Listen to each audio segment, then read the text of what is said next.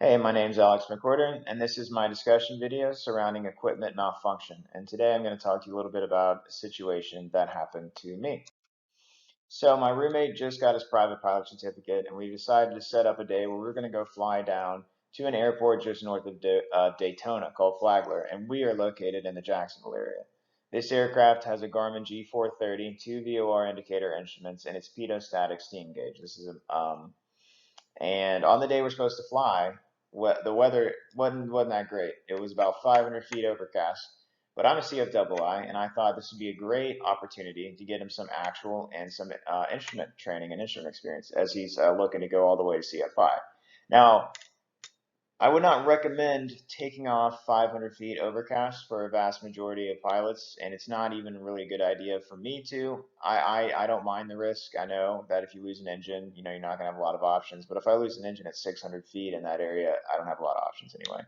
And so when you take that kind of risk, that's up to you. I do not recommend you do that unless you're very experienced, and even if you are, it can still end up poorly for you. My general minimums for 91 is if the weather is below the minimums for me to get back in, then I won't go. But it was 500 feet overcast. I'm comfortable with it. He's comfortable with it. So we went ahead and flew.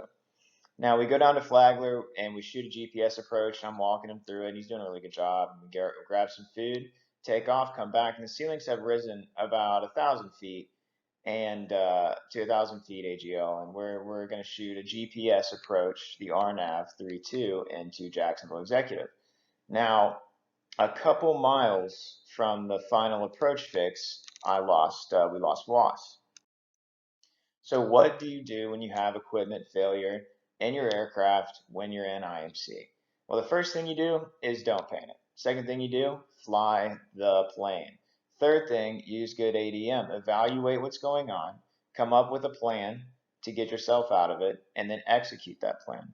So with WAS, which is Wide Area Augmentation System, with me having lost that, I can no longer shoot an RNAV approach down to LPV minimums. So now I'm shooting an approach I'm shooting an LNAV approach down to an MDA. And this is also why you brief your approach. When you brief the approach, you brief it.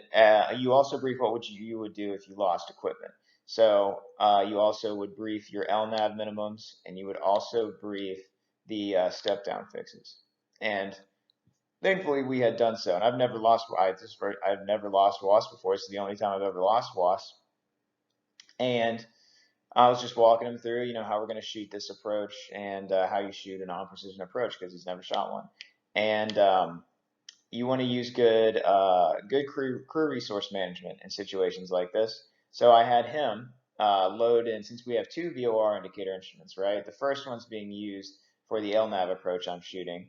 And the second one is I had him load up the ILS frequency and for the ILS runway 32. So now, even though I'm not clear for the ILS 32, I have precision guidance down to 200 feet AGL, which is useful to have in case I did have a complete GPS failure. If I lost my GPS, then I would shoot the missed approach. But it's always good. It's always a good idea to have a backup like that. Redundancy is key in aviation. It's key for mitigating risk, and risk mitigation is the foundation of aviation safety. And I honestly should have loaded in the ILS 32 before I shot the approach, but I just didn't even think about it. And in situations like that, use the resources you have, and that includes other pilots in the plane with you and all available resources. So when you're shooting an RNAV approach to an airport and you have two VOR indicator instruments, you might as well load an ILS in that second one if the airport has it. And I appreciate you all watching my discussion video this week, and you have a good rest of your day.